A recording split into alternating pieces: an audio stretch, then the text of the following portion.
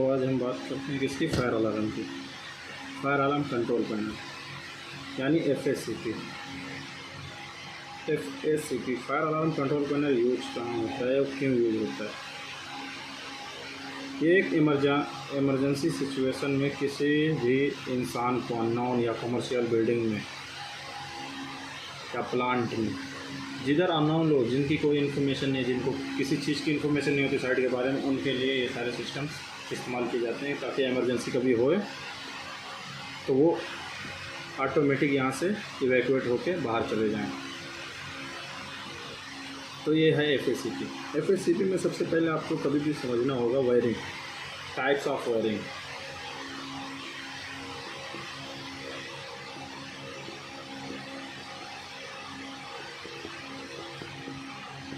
अगर types of wiring है तो आप काफ़ी सारी बातें खुद से भी समझ सकते हैं, सीख सकते हैं।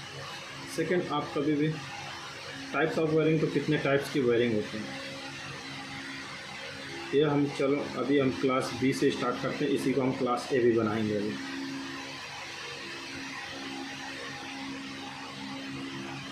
ये सारा चीज़ें, इसमें से कुछ भी तुमको डाउट होता है ना तो आप पूछिएगा साथ में।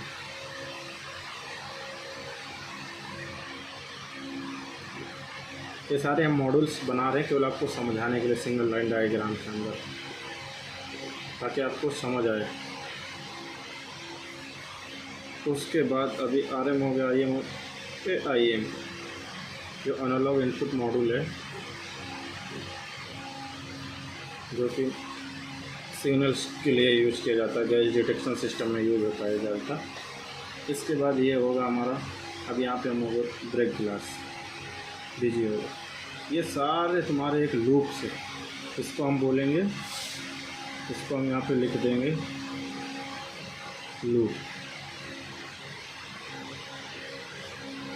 लूप आउट लिख देंगे। यहाँ से लूप आउट हो रहा है यानी यहाँ से पावर इसके लिए जा रहा है।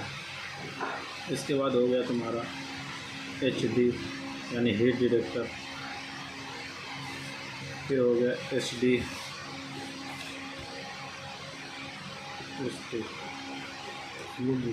स्मोक डिटेक्टर हो गया। ठीक है, अब जैसे स्मोक डिटेक्टर ये लास्ट पॉइंट हो गया, तो यहाँ पे आपको अगर लास्ट पॉइंट ये है और क्लास B वायरिंग रिक्वायरमेंट है, वायरिंग क्लास B, अगर क्लास B वायरिंग है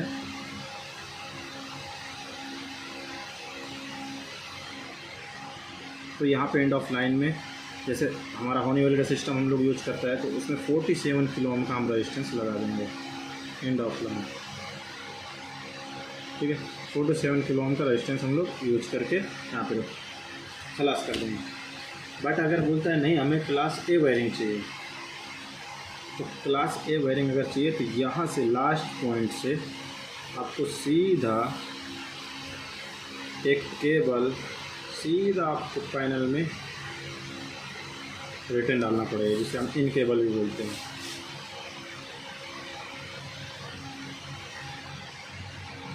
ठीक है, अब ये हो गया हमारा, ये वायरिंग हो गया। ये जैसे हम लोग रिटर्न डाल है, ये वायरिंग का टाइप बदल गया, ये type class A type wiring हो गया है।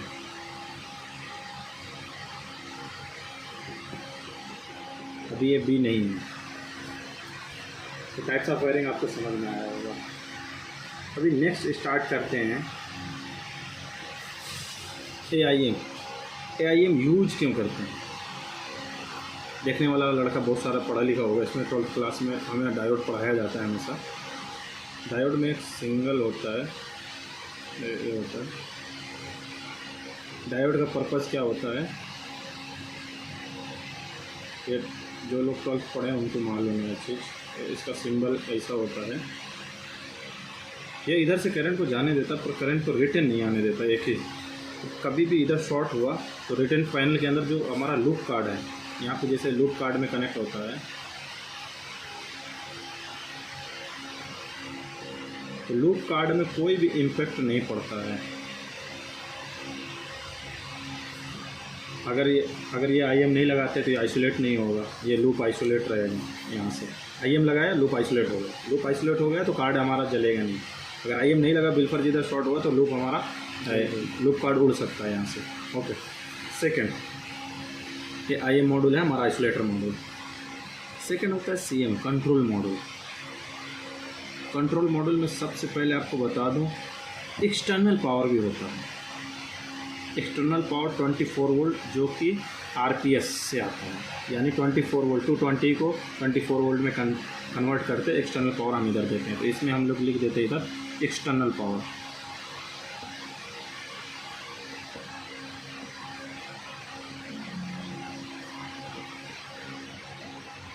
एक्सटर्नल पावर इसमें आएगा, ठीक है, 24 वोल्ट।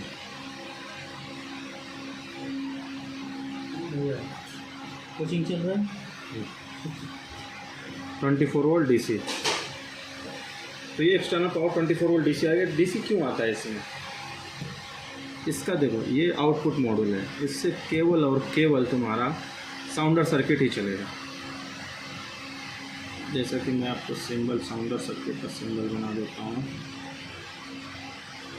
ये इंडोर साउंडर हो गया और एक जो आउटडोर साउंडर होता है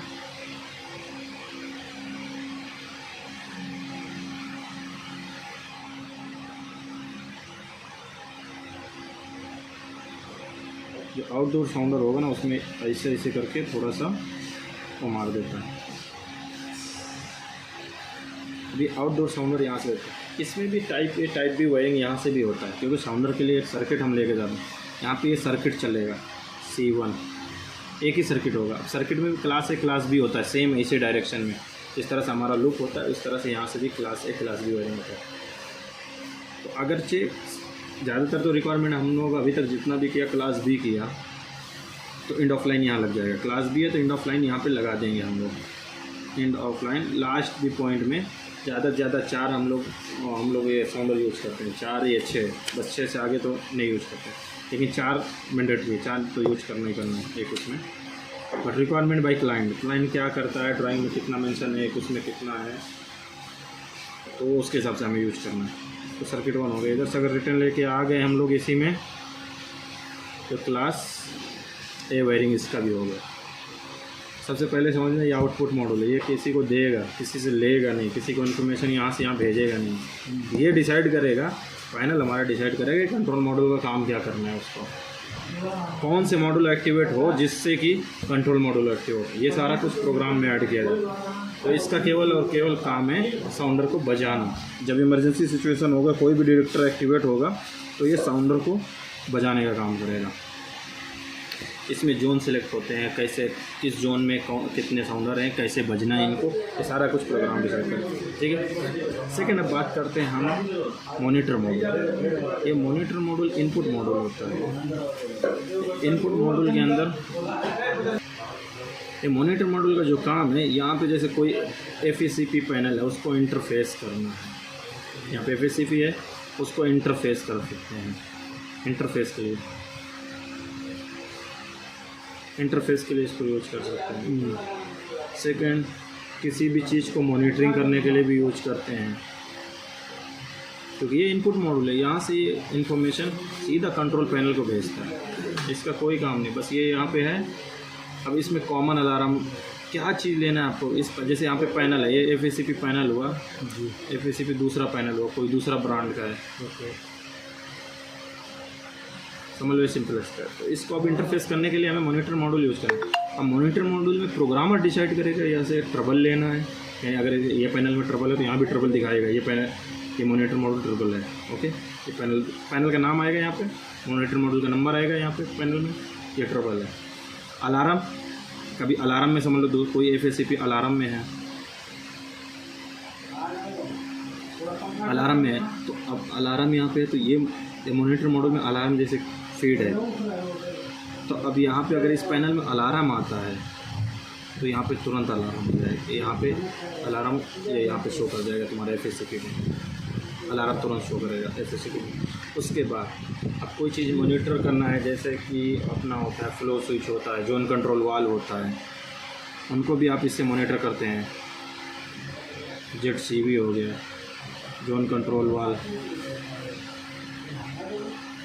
फ्लो स्विच,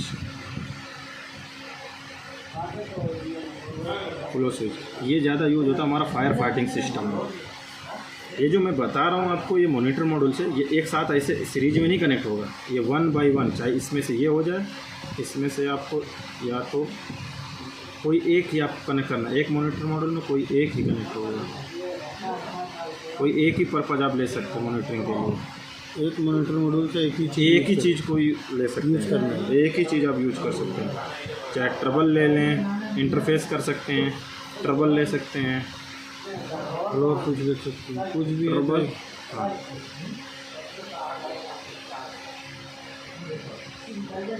एक मॉनिटर मॉड्यूल से एक काम कुछ भी करवा सकते हैं। अब सारे मॉनिटर मॉड्यूल हम बनाएंगे तो हमारे पास जगह नहीं बचेगी। इस तरह से कोई भी एक चीज़ आप ले सकते हैं, और भी बहुत सारे फंक्शन ये प्रोग्रामर डिसाइड करता है। अब सेकंड बात हम कर लेते हैं आरएम की। आरएम क्या? आरएम एक आउटपुट मॉड्यूल है। सबसे पहली बात आउटपुट मॉड्यूल है, ड्राई कॉन्टैक्ट मॉड्यूल है। इसमें केवल और केवल इसका काम है स्विचिंग, क्योंकि जब नॉर्मल कंडीशन में रहेगा ये, जैसे एनओ में आप कनेक्ट किया, एनओ और NC, normally open normally close, common. अब कोई चीज़ है जैसे स्लाइडिंग डोर है या एक्सेस कंट्रोल का है, एक्सेस कंट्रोल का हम लोग ज़्यादातर एनसी कॉन्टैक्ट देते हैं। एनसी दिया, जब कभी इमरजेंसी सिचुएशन हुआ तो ये एनओ हो जाएगा, चेंज होकर ये एनओ हो जाएगा और ये एनसी हो जाएगा।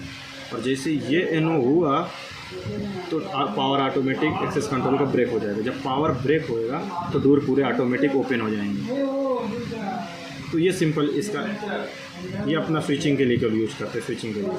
और एसी के लिए भी इसी तरह से इसको यूज करते हैं कि जब कभी एसी चलती है, अब इमरजेंसी सिचुएशन में एसी बंद करना चाहिए ना, क्योंकि एसी बंद हो जाए तो ऑक्सीजन बंद हो जाए। जब ऑक्सीजन लेवल रूम के अंदर का कम होगा तो आग लगने के चांसेस कम हो जाते हैं।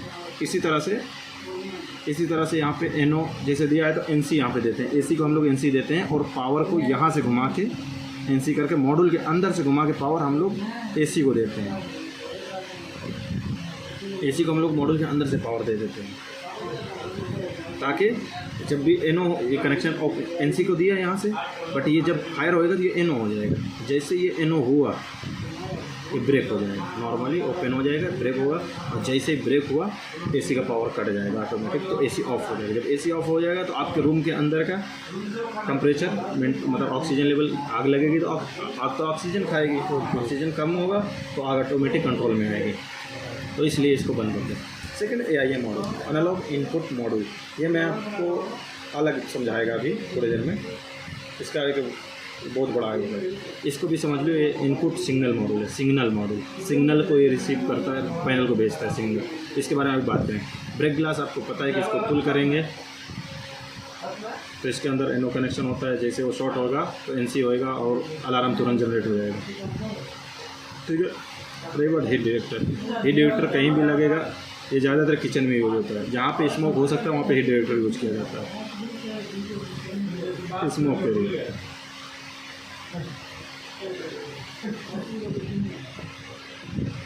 अब ये हीट डिटेक्टर, जैसे पार्किंग हो गया, पार्किंग में भी हीट डिटेक्टर यूज होता है। पार्किंग में कोई धुआं निकलता है ना, पार्किंग एरिया हो गया, किचन हो गया। अब इसके बाद तुम्हारा SD स्मोक डिटेक्टर, ऐसे नॉर्मल ऑफिस हो गया और कोई रूम हो गया, कमर्शियल बिल्डिंग हो गई, कोई रूम, बेडरूम, अपार्टमेंट, छोटे छोटे जो भी कमर्शियल हैं उनमें समझ लो, ऑफिस, बेडरूम, ऐसी जगह में ये सब SD यूज होता है। सिंगल पर्पज़ आपको समझ आया होगा। अब मैं आपको सेकंड आपको जो समझाने की कोशिश करूँगा वो AIM मॉड्यूल है। AIM मॉड्यूल को मैं सेम FACP से सेम ऐसे मैं ड्राइंग बनाऊँगा। सेम ऐसे बनाने के बाद मैं आपको सेकंड दिखा, केवल AIM बनाएगा, उसके आगे का पर्पस किस तरह से उसको कनेक्ट करते हैं वो भी मैं साथ में अभी बताता हूँ।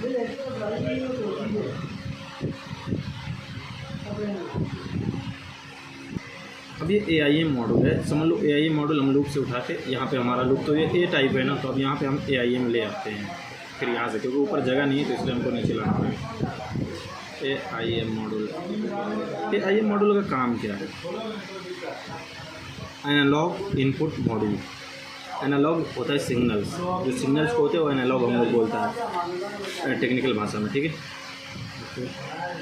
यहाँ पे ये इसका काम सेम कंट्रोल मॉडल का सेम है, सेम इसको कंट्रोल मॉडल से जिस तरह से एक्सटर्नल पावर कंट्रोल मॉड्यूल को आप देते हैं, इसी तरह से इसको भी एक्सटर्नल पावर देना पड़ेगा 24 वोल्ट।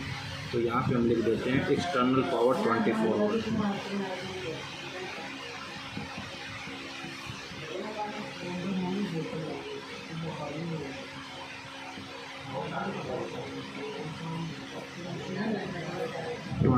वोल्ट DC, ये सब पावर सप्लाई से आएगा। ओके, पावर सप्लाई नहीं मालूम, बूस्टर पावर सप्लाई नहीं मालूम, कोई BPS बोलता है, ST3 वाले जैसे BPS बोलते हैं, इस तरह से हर जगह अलग अलग नाम है। RPS बोलते हैं जैसे होनीवेल वाले ज़्यादातर। सेकेंड ये हो गया आपका, इसी तरह से टर्मिनल 10 और 11 इसमें भी है। 10 11 इसे कंट्रोल मॉड्यूल में टर्मिनल 10 और 11 में आपको पावर देना है 24 अलग से। जो लूप का जा रहा है वो लूप का तो ऑलरेडी उसमें 12 से 15 या 18 वोल्ट रहता है उसमें ऑलरेडी। अब बात करते हैं सिग्नल्स के लिए। यहाँ से हमारा आउटपुट जो जाता है, आउटपुट के लिए 3 केबल हमारा यहाँ से जाता है। ये जाता कहाँ है ये पहले पता करते हैं। ये किस लिए यहाँ पे AIM यूज़ किया जाता है? तो AIM हमारा हमेशा यूज किया जाता है गैस डिटेक्शन के लिए। किसी एरिया में गैस स्टोरेज है, जैसे गैस आप स्टोर किया, अब H2S इसमें दो हमने जो अभी तक यूज किया 2 टाइप के डिटेक्टर, H2S फ्लेमेबल गैस, यानी एनी टाइप्स जो भी गैस फ्लेम होती है, H2S FGD 2 टाइप्स के हम लोग अभी तक यूज़ किया। तो ये AIM हमारा है, इससे 3 केबल चलते हैं। ये यहाँ से अब 24 वोल्ट प्लस, 24 वोल्ट माइनस, और 4 to 20 मिलियम्स, 4 to 20 मिलियम्स। अब होता क्या है, यहाँ से जो सिग्नल्स के 3 केबल आते हैं और इसके अंदर डिटेक्टर के अंदर भी बहुत सारे टर्मिनल होते हैं, और वहाँ पे भी प्लस माइनस ऐसे प्लस माइनस और उसके बाद ये 4 to 20 मिलियम्स। इस तरह से यहाँ से भी ये FGD से भी चलेगा। अगर FGD नहीं तो एक AIM मॉड्यूल, एक उसके लिए है, H2S के लिए भी एक AIM, हर डिटेक्टर के लिए एक आपको लगाना पड़ेगा। तो यहाँ से जब 24 वोल्ट प्लस माइनस इसके लिए जाएगा ताकि ये चलता रहे हमारा, यानी डिटेक्टर ऑन रहे। पर डिटेक्टर का इनपुट सिग्नल भेजने के लिए 4 to 20 मिलियम्स अलग से एक केबल हमारा होता है, जो कि ये AIM मॉड्यूल को भेजता है। यहाँ पे क्या चल रहा है ये AIM मॉड्यूल मॉनिटर करेगा। ये भी एक प्रकार का मॉनिटर मॉड्यूल है, पर सिग्नल मॉनिटर मॉड्यूल इसको हम कह सकते हैं। नहीं सकते एनालॉग यानी सिग्नल, इनपुट। मॉनिटर मॉड्यूल को दूसरी भाषा में इनपुट मॉड्यूल भी कहते हैं, ये भी मॉनिटर मॉड्यूल है एक हिसाब से। तो ये यहाँ पे सेंस करेगा, डिटेक्ट करेगा कि जो हमारा H2S है, और जैसे H2S डिटेक्टर लगा है तो H2S को डिटेक्ट करेगा, पर FGD लगा है H2S तो डिटेक्ट करेगा क्योंकि वो भी फ्लेमेबल है H2S भी, और भी LPG हैं, और भी बहुत सारी नाइट्रोजन जो भी गैस हैं फ्लेमेबल, जो भी गैस है उनको ये डिटेक्ट करेगा और ये इसको बताएगा AIM को। AIM फिर फायर अलार्म सिस्टम को बताएगा, और फायर अलार्म सिस्टम में प्रोग्राम होगा ये AIM कि कौन सा डिटेक्टर डिटेक्ट किया, किस लोकेशन से डिटेक्ट किया, उस लोकेशन का नाम, number, detector number, AIM number, सारा यहाँ पे पैनल में आपको दिखेगा। और पैनल अब यहाँ से इंफॉर्मेशन भेजेगा कंट्रोल मॉड्यूल को, क्योंकि कोई भी चीज़ अब एक्टिवेट हुआ तो उसको साउंड चाहिए ना, साउंड और आवाज़ करने के लिए, लोगों को इवैक्यूएट करने के लिए ये कंट्रोल मॉड्यूल अपना एक्शन करेगा। कंट्रोल मॉड्यूल का किस तरह से वो लोग प्रोग्राम किया, ये प्रोग्रामर डिसाइड करता है। तो कौन सा कंट्रोल मॉड्यूल, बहुत सारे कंट्रोल मॉड्यूल लगे होते हैं, हर एक तो बजना नहीं है, कौन कौन से बजने हैं, कौन से गैस के लिए कौन से आवाज़ है, हर एक की आवाज़ चेंज होती है, बहुत टाइप के साउंडर्स होते हैं, बहुत टाइप की लाइट्स होती हैं साउंडर की, हर एक अपने अपने सिचुएशन के हिसाब से लगाए जाते हैं और उनकी आवाज़ भी बताई जाती है। ये आईटी टीम इसीलिए होती है कि लोगों को इवैक्यूएशन के लिए, इमरजेंसी रिस्पांस टीम इसीलिए होती है कि वो इवैक्यूएशन के लिए लोगों को मतलब समझाए, और कभी कभी मॉक ड्रिल भी करते हैं वो लोग, ताकि हम लोग को समझ आए कि किस तरह से मतलब हमें इमरजेंसी होने पे बाहर जाना है। और एक असेंबली पॉइंट होगा जहाँ पे आपको खड़े होना है सबको, फिर लोगों की काउंटिंग होगी, उसके बाद फिर उसको भी रिकवर किया जाएगा जो फायर हुआ है। उस तरह से पूरी सिचुएशन वो लोग क्रिएट करते हैं। चलो फिर मिलते हैं कभी और नेक्स्ट टॉपिक के साथ।